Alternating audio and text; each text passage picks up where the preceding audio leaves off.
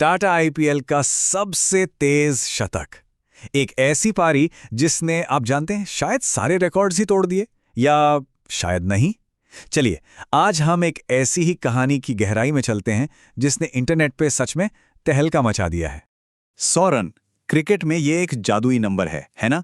हर बल्लेबाज का सपना होता है कि वो इस मंजिल तक पहुंचे।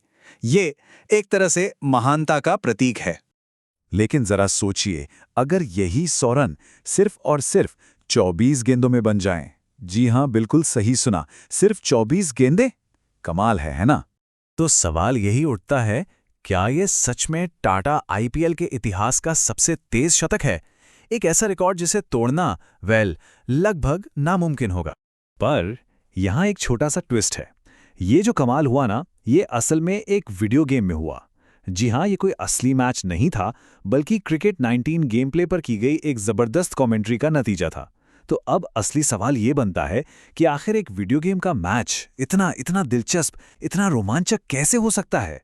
तो चलिए, सबसे पहले उसी रिकॉर्ड तोड़ने वाले शतक की बात करते हैं, समझते हैं कि आखिर कैसे एक काल्पनिक घटना को इतनी सच्चाई से पेश किया गया कि लोग बिल्कुल हैरान रह गए। अब आते हैं इस कहानी के हीरो पर, जो कि वैसे कोई असली खिलाड़ी नहीं बल्कि एक काल्पनिक हीरो है। तो चलिए देखते हैं कि इस डिजिटल लेजेंड वैभव सूर्यवंशी को कैसे बनाया गया। यहाँ ना हमें एक क्लासिक डेविड बनाम गोलियात वाली कहानी देखने को मिलती है। मतलब एक तरफ है बिहार का एक 15 साल का, आप जानते हैं, एक उभरता हुआ टैलेंट वैभव सूर्यवंशी, और दूसरी तरफ हैं ब्लेसिंग मुजारबनी और कैमरून ग्रीन जैसे असल जिंदगी के अंतर्राष्ट्रीय क्रिकेट सितारे। तो मुकाबला जबरदस्त है। और जो कमेंटेटर हैं वो बड़ी चतुराई से क्षेत्रीय भाषा का इस्तेमाल करते हैं ताकि दर्शक उस काल्पनिक किरदार से जुड़ पाएं। जब वो कहते हैं बिहार का ये लाल, तो ये लाइन वैभव सूर्यवंशी को सिर्फ एक खिलाड़ी नहीं बल्कि एक पहचान, एक आइडेंटिटी देती है। और यहां देखिए, खेल के एक साधारण से एक्शन को कैसे एक महान कारनामे में बदल दिया जाता है। गेंद चली आसमान में चांद तारों के प्रकाश में, मतलब एक डिजिटल छक्के के लिए ऐसी शायरी। ये कमाल की चीज है।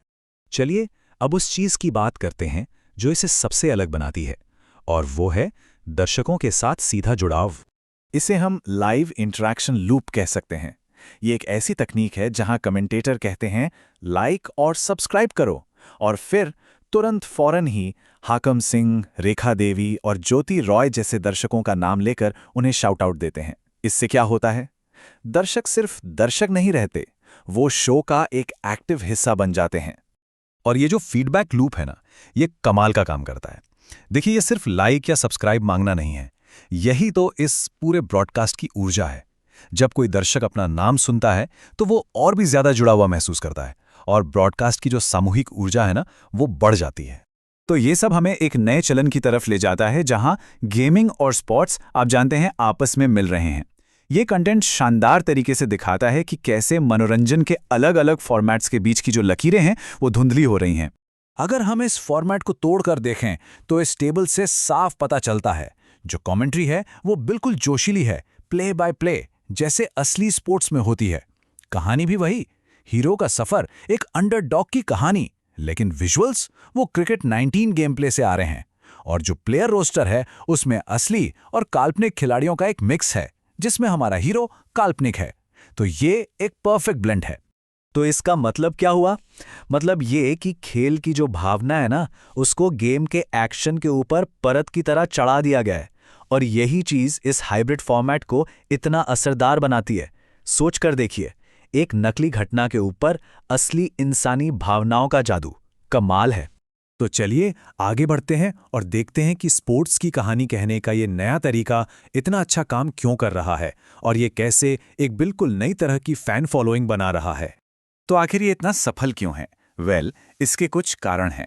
पहला, जबरदस्त कहानी, ये पिक्सल से एक बहुत बड़ा हीरो बना देता है। दूसरा, लाइव कम्युनिटी बिल्डिंग, दर्शक जो हैं वो कहानी के सह कलाकार बन जाते हैं। तीसरा, अनहोनी का रोमांच, इसमें स्पोर्ट्स का ड्रामा और गेमिंग की आज़ादी दोनों मिल जाती हैं। और चौथा, ये मनोरंजन का एक नया रूप है जो दर्शक और प्रतिभागी के बीच की लाइन को ही मिटा देता है। और आखिर में ये सब हमें एक बहुत ही दिलचस्प सवाल के साथ छोड़ जाता है कि जब हीरो असली ना हो तो फैंडम कैसा दिखता है?